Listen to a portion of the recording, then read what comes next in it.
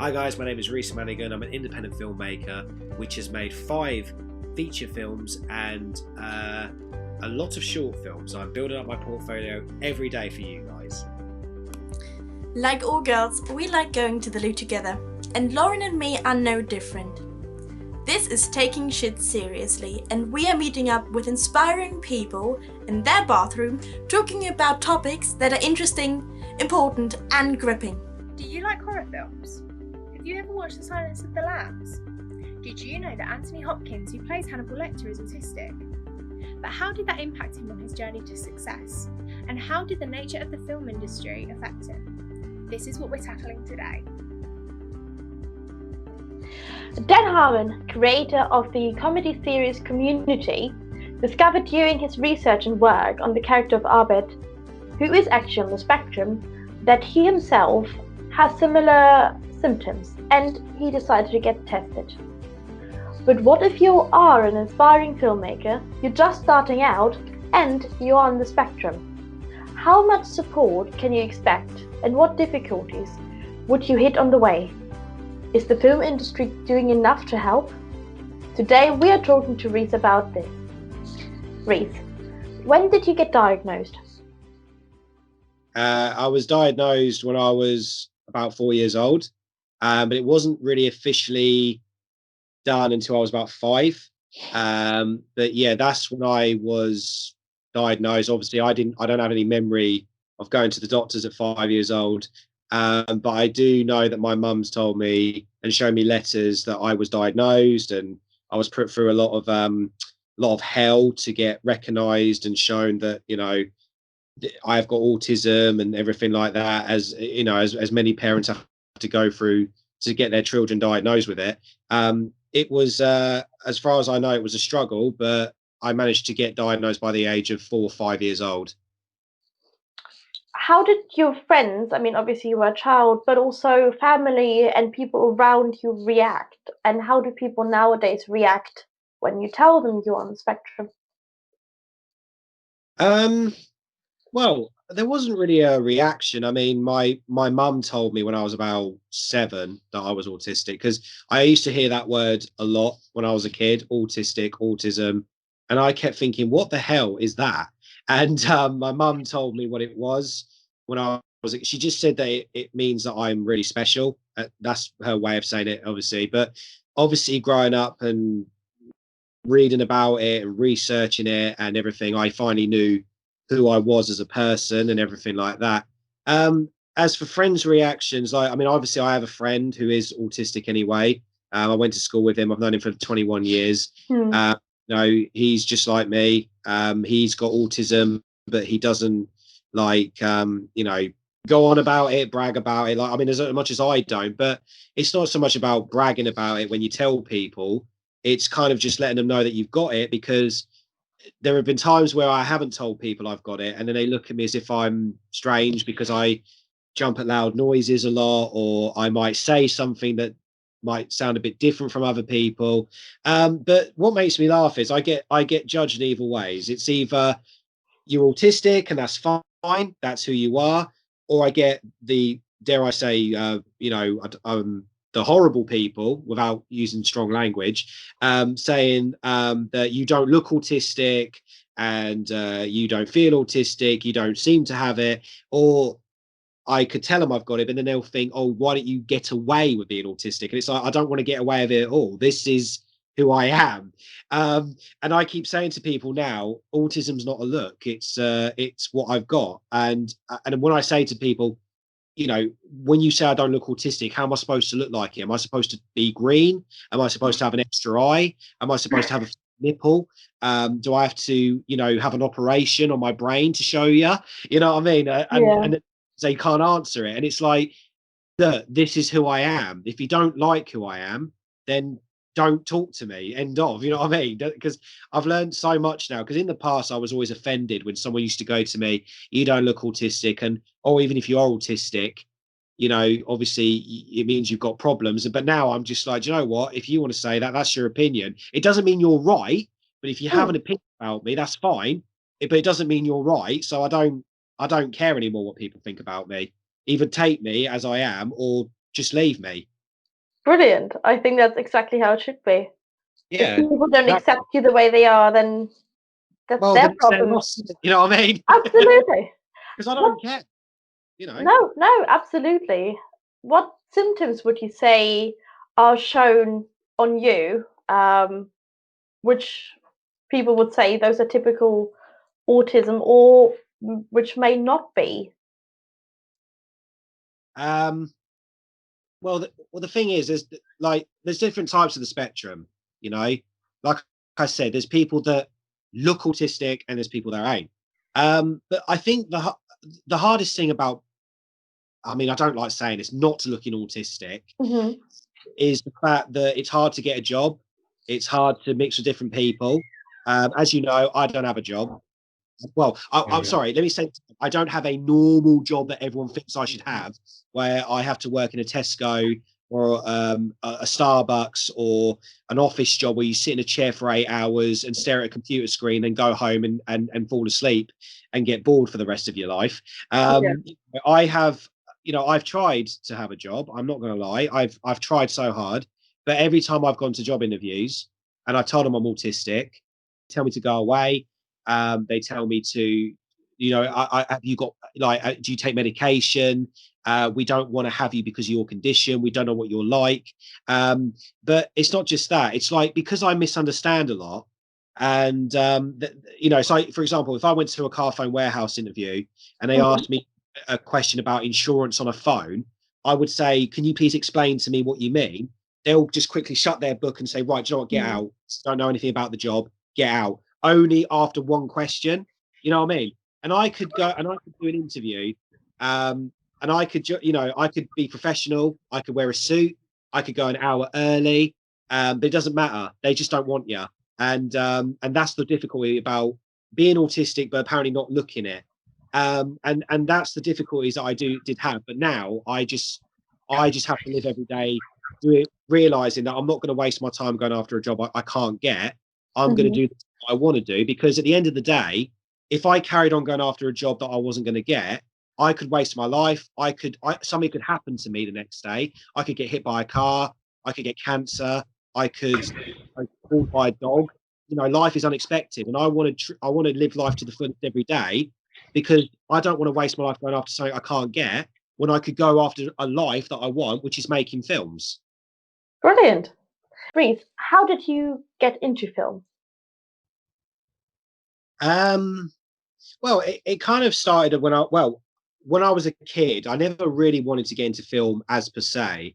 I was into wildlife programs as a kid, and I'm a huge David Attenborough fanatic. I still am, and I used to watch all, like, the wildlife programs, like, for example, because obviously I'm a '90s kid. Let's see who Yeah. remembers this. Whoever's born in the '90s. I used to watch Wildlife on One. I used to watch Natural World when it used to be really good. Big Cat Diary, Survival Angler. I used to watch all the David Attenborough, like Life of Birds, Life of Mammals, anything that he like the Blue Planet films, for example. Anything like that. And I still do watch his stuff every year. But yeah, that's where it started off. I wanted to be a wildlife presenter as a kid. I have a huge love for animals and nature. And I wanted to kind of be a wildlife presenter, but then I realized that I kind of enjoyed how those wildlife programs were getting made, because I used to watch them and I used to say to my dad when I was a kid, how do they do that? How do they get that on film? How do they do this and all this? And it just intrigued me how they done that. And then when I got a camera when I was about 7 years old, my mum got me this camcorder. I used to go out and film, because I used to live in the country as a kid. I used to go off and film all the rabbits and the foxes and the ducks and everything in the countryside. And then I realized that I used to love putting all those clips together and coming up with stories. And then I kind of got more into writing after that. I started writing, not scripts per se, but stories. I read a lot of Charles Dickens as a kid, and stuff like that. And I realized that I kind of wanted to get into the writing stage. And then that's where my script writing started to come into. And I realized that storytelling was kind of my thing. And then I realized that this is what people do. They make films and they can do fiction and everything like that. So obviously my movie fan page started to grow up. And obviously, I started watching more and more movies as a kid. I mean, obviously, I was watching films that I wasn't even allowed to watch as a kid, such as like I don't know, rated 15 movies and stuff like that. And I loved how those films were made, though. And then it started off more and more. And then once I left school, I realized that's what I wanted to do. I wanted to start directing and making films. And then obviously, when I started going to college, I did media. I realized that that's what I wanted to do. So making films and stories and telling out and unique ideas, it was just what I wanted to do. And then obviously it grew more when I discovered Stanley Kubrick and The Shining and stuff like that. And then I was like, oh my God, this is what I want to do. This is what I want to make. Films like what Kubrick had done in such a unique, bizarre way. And then as more and more it came along, this is where it all began for me. It was like from 2009 this door was left open for me and I just walked in it and I was like, this is what I want to do. So that's where it kind of all started for me. Obviously, during school and childhood, if you're on the spectrum, you do get a lot of help in terms of things that are being offered by schools. There are certain things you can take or decide not to. But as an adult, that seems to go less and less. Which difficulties did you come across? And what negative experiences did you have? And how did you react personally? I still get negative reactions all the time. But to start that off, I mean, I've always, ever since school, I have always had one-to-one help. I mean, when my mum found out I was autistic when I was 5, I went to a special school when I was about 7, and that's when I realised that I needed the help. And obviously, I have dyspraxia with maths. My grammar is also up and down in terms of writing stuff. But the thing is with this is that the one-to-one help that I used to have in college and uni was the biggest help of all. School never helped, by the way. School was awful to me. They never liked me. They always judged me because I always had a voice. So, for example, when I went to a school, I'm not going to name the school, by the way, because they don't deserve to have their name Googled or anything. This school does not deserve to have a name. But I went to a school when I was a kid from 2004 to 2010, and they treated me like garbage. They literally, if I didn't want to do a subject, they would literally get angry at me. And it was like, Reece never wants to do this. Reece never wants to do that. He's always saying this, that, and the other. And every time that I had an opinion, they just did not like it. So I think it's because they didn't want to admit they was wrong, which is true. But the thing is, like, I just had an opinion on stuff, and they were just like, no, no, we don't want to hear it. We don't want to know. And I was like, oh, okay, fine. Then I won't say anything. And then if I didn't say anything, I used to I mean, I couldn't win. If I was behaved, I got moaned at. And if I was misbehaving, I've still got moaned at. And I just couldn't win. So when I went to college and I went to university, they were lovely because they realized I needed help. And I had this wonderful guy named James. He was lovely in college. He helped me out through so much. And if it wasn't for him, I wouldn't have got into uni. I wouldn't have passed my lessons. And as the same at uni, if it wasn't for Philip, I wouldn't have passed university.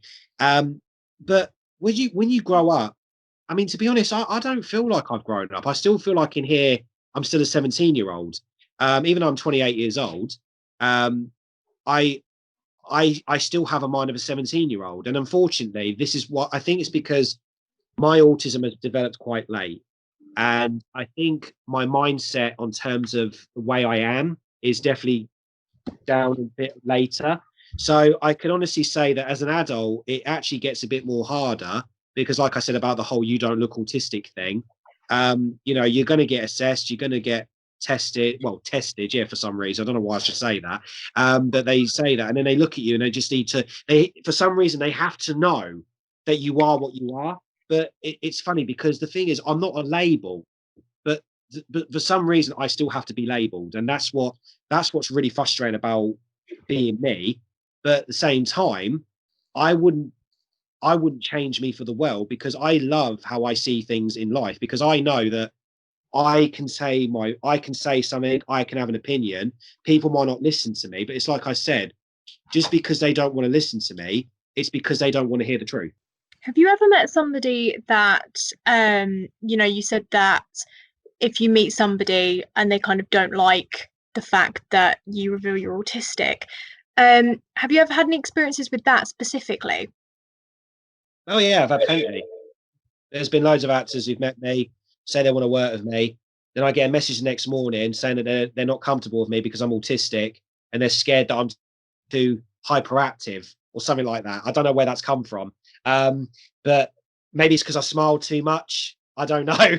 Maybe because I'm a friendly person. I don't know. Maybe because I don't know. I mean, I don't know. That's what I mean. I can't really answer why, but all I can say is they're judgmental, and if they've got a problem with that, then at the end of the day, they don't work with me. And it has happened. Like, so they've looked at me, and gone, "He's autistic. I don't want to work with you now." And I go, "Then why did you meet me yesterday and tell me you wanted to work with me?" And then and I'm like, "Well, then just go, get out. You're not even worth my time, mate." You've made the film called The Donkey, which has autism as its main theme. Do you think there should be more films out there making people understand what autism and being on the spectrum is like? Oh, absolutely. That's why I did it. I mean, it's so weird because there are films that do talk about autism, like Rayman, and there are other films about. I mean, in fact, there's a horror film coming out soon about an autistic child, which I can't wait to see. That does actually look really, really good.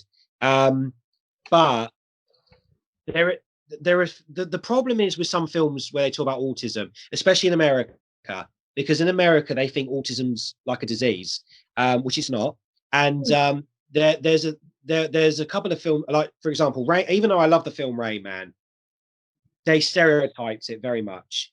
And it's like there's another film, a horror film called Burning Bright, that's got an autistic child in it. I mean, he's not autistic, but he's playing autistic. And the way the characters talk to other characters about this autistic child, it's like he's stupid, and they go to him and all this. And I don't like the way that they treat this character because he's autistic and stuff like that. And it's like that's not how you talk to an autistic child, you know. But the good thing is about what I've done is the donkey is supposed to explain that it's not just about children. The donkey is about a 20 to 25-year-old character played by me who chooses not to speak to anybody because when I was a kid, I never used to hardly want to speak to anybody. And I would say that the moral of the story is autism affects you for life. It doesn't just come when you're a child and then vanish out of thin air. You've got it for life. This is what you have. And that was the awareness, and also to show that we are not stupid.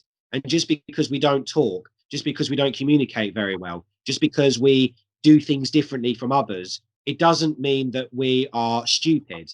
And that's what the film is trying to say. But also, as well, it's also telling about people who have a relative who's autistic to show that they need help as well, as much as we autistic people do as well, but in a positive way. Not to say that autism is this mist that covers you and takes you over, and it's like, oh my god, I can't, I'm trapped here and everything, because it's nothing like that. It's to show that this is what we are.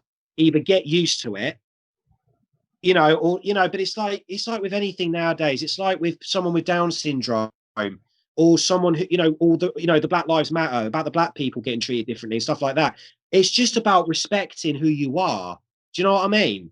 And that's that's what I'm trying to get out. But that's what the message comes across anyway. So there you go.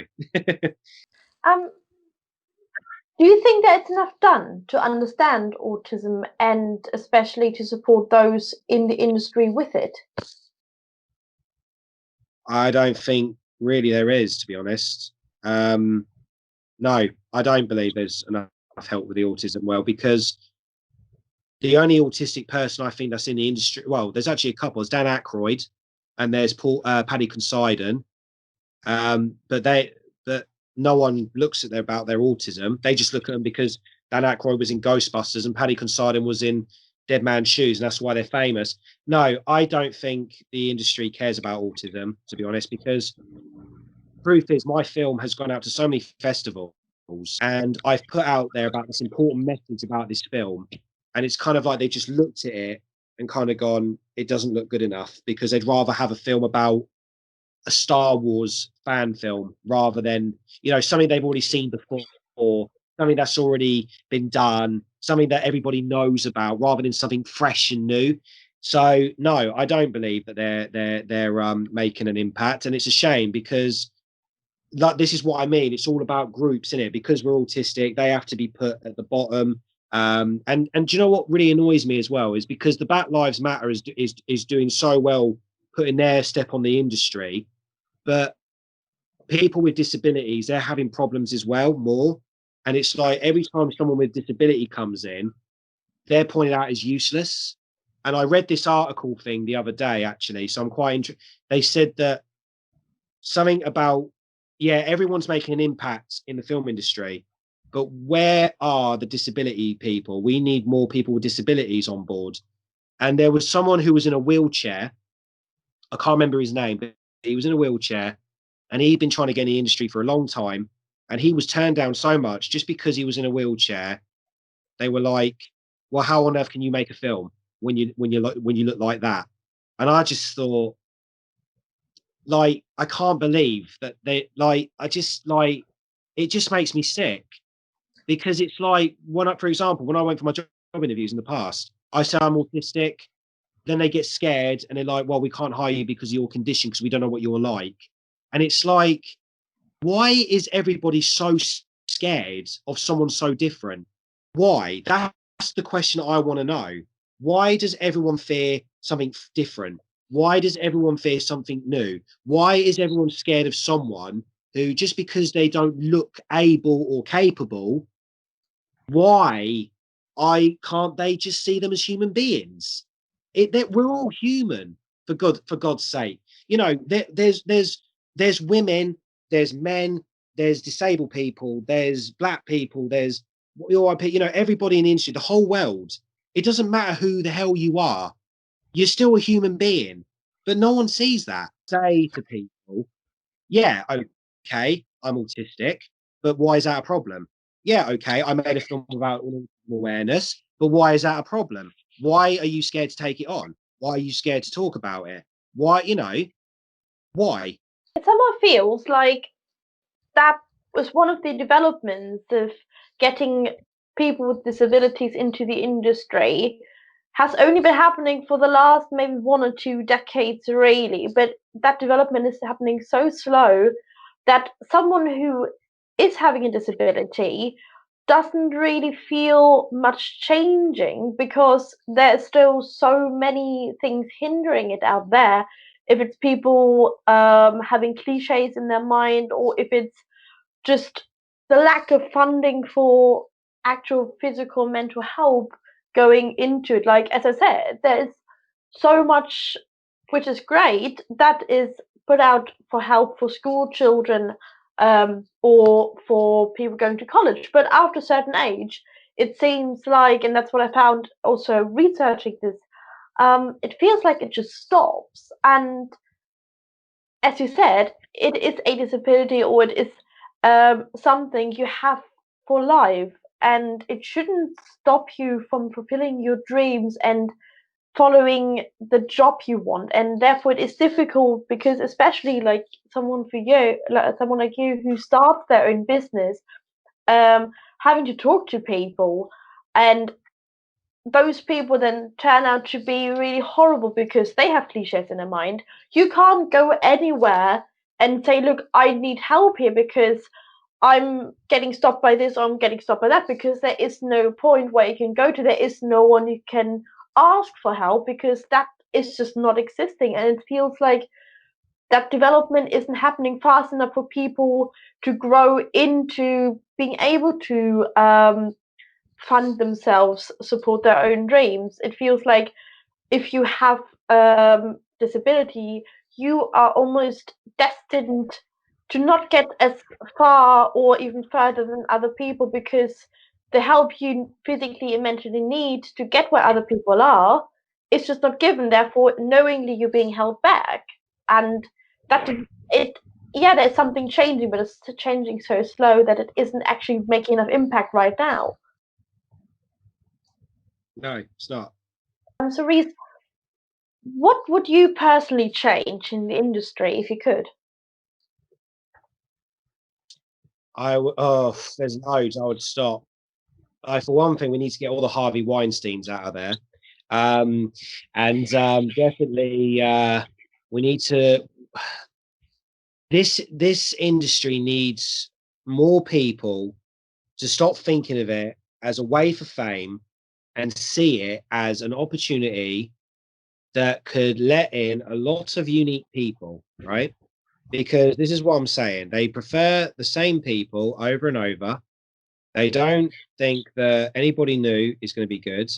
And I just think if I was to change it, I would basically say that anybody can join this industry as long as you understand that it's a thing that we have to stick together on, not try and war each other over on. Not try and make it like a game or a competition or anything like that. Because the thing is, right, they say, like, for example, life is a game and stuff like that. It's not. Life is a one-off. To me, life is a one-off temporary gift you get. And then when you're dead, that's it. You're gone forever. And I want to do the life I want before that happens. And I think that what I want to do, and that really all I want to do is make unique, original ideas for films. I mean, I've got so many original ideas that Hollywood need to look at and stop making their flipping remakes. But like but I would change so much. Like, I would definitely change the whole racism. I would change the whole prejudice thing.